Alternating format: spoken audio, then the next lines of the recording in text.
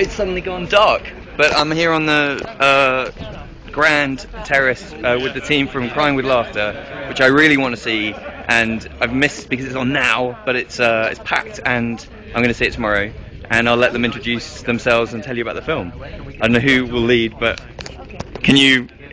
Hello, you're all there. How you doing? Hi. How you doing? I'm Just Morticoff, the writer-director of the film. I'm Claire Mundell, producer. I'm Stephen McCall, I'm the actor in the film. And I'm Al Clark, the other producer on the film. Right. What's your experience of Dinard? Have you been to Dinard before? Never, first No, time. first time. You have? I have, yeah, I had London to Brighton here 3 years ago. Oh, okay. Which won. So it'd be nice to win again. Yeah. Get a pair of them. A brace. It's always better. So, we've never been to Dinard. It's fantastic. The French audience seem to be so into the films, which is great. Yeah, it's all ages as well. a surprise how much they love British film. Yeah, no, it's wonderful. And we were waiting to go in and intro it, and we were held up a wee bit. The jury were a wee bit late. They started clapping, which is brilliant to see. Enthusiasm. Yep. We'd only been in town 10 minutes yesterday and people were already coming up with brochures to sign, and we were just saying that would never happen in Scotland, let alone England or anywhere else. But so yeah, it's great to see such a great turnout from people in the town and further afield. So yeah, it's fab. Can you tell me a little bit about your film and Sure. how it came to be?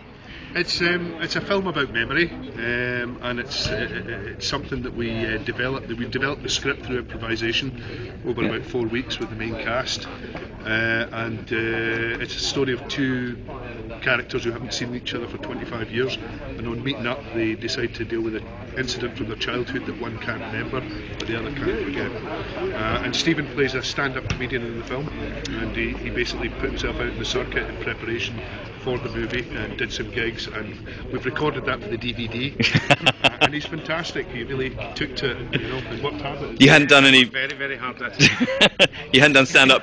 You hadn't done stand-up before. I hadn't done stand-up before. I hosted a comedy club once before and died on my arse terribly, and it always kind of stuck with me that it was something that I would like to prove to myself that I could do.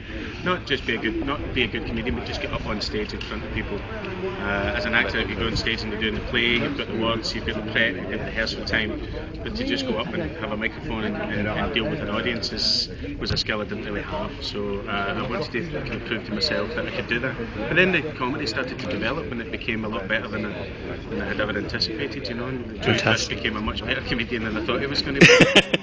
So much so that he was asked to do the Best of Scottish. Best of Scottish at the Edinburgh Festival. Oh, were you? I had only done 11 gigs. A lot of other comedians were really Brilliant. Fantastic. And we used a lot. We used a lot of experienced actors in the film, but we also used people that never acted before. And the girl that plays Joey's manager, Stephen's character's Joey Frisk, she's a real comedian's manager. She'd never acted before, and during the auditions we were looking at a male playing that part, but it was all a bit macho. It was we were struggling to find the more vulnerable side to Joey, and she was sort of helping Stephen with the comedy for the gigs that he was doing in preparation. And we brought her in for auditions, and she was fantastic. And she's great in the film. She's an absolute natural, and I think she just picked up an agent. I think so. She's certainly taken it. She's taken it to heart. She really That's brilliant. To continue acting, and she's very, very good, very talented.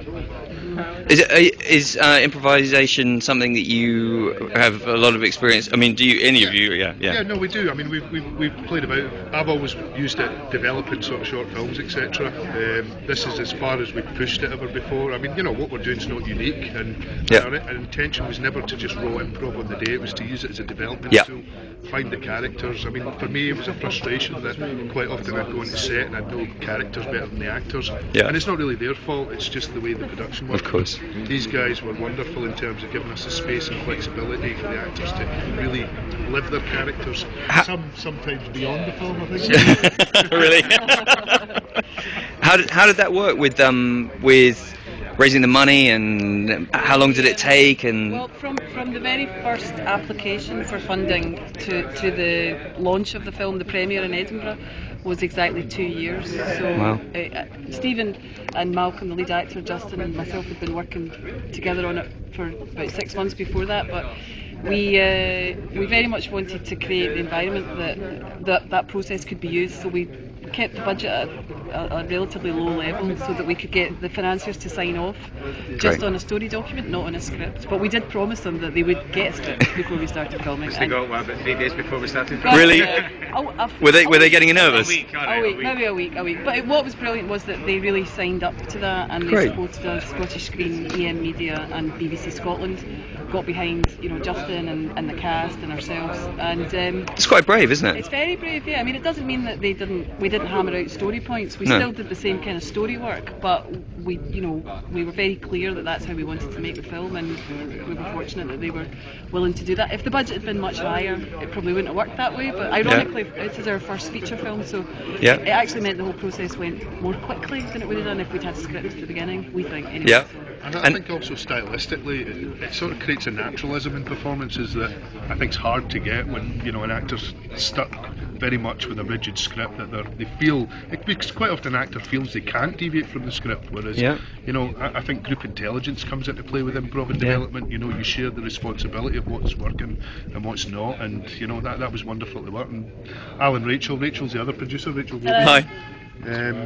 Because they'd done London to Brighton as well. I mean, initially the film started off more as a drama with thriller elements in it. Okay. And we realised, we do want an audience to see the film, and I think drama struggles at the moment, for audiences, or certainly for sales agents, distributors, etc.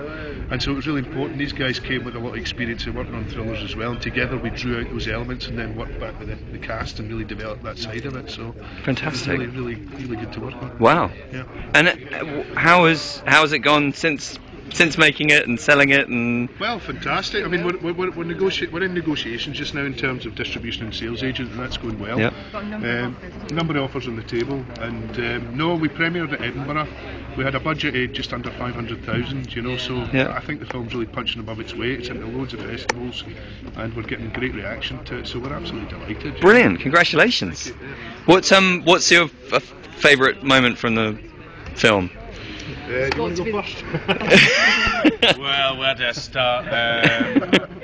No, it's really hard. I mean, it's the most involved I've ever been in a feature film, I think, from Yeah. the very first scene to the very last, and so it's really difficult to pick any one moment, But I think the stand-up comedy moment where we knew that we wanted a bit of stand-up that was going to run through to poignant a little bit of the movie, just that we Yeah. could cut through. But I hadn't prepped it, I hadn't really done any work on it. We shot it at the end of the film, so I'd already gone through the whole process of making the film. So I didn't really know what I was going to do, but I went on stage and did a 45-minute piece of improvised comedy that kind of told the whole story and found some really nice moments of comedy through that, which gave Justin a lot of options for what to use. And that, as an Fantastic. actor, that was a really nice moment to, Yeah. so I was completely engrossed in the character by then, and I don't think I've ever been so engrossed in a character, to be able to Yeah. go up and do that. So for me, that was one of probably my most proud moments as Fantastic. an actor, not just in the film. Fantastic. Great. Yeah, I mean, I'm the same. I'd find it really fun. I'm not Yeah. copping out. Yeah, I find it very No, hard to pick a yeah. favourite moment. I mean, Can you still watch yeah, it? Yeah, I yeah. can. I mean, what I'm enjoying now about it is seeing how an audience engages with Yeah. it. I mean, I've seen it so many times, but I think I'm just delighted with the performances in it, for one, the way we all work Yeah. together.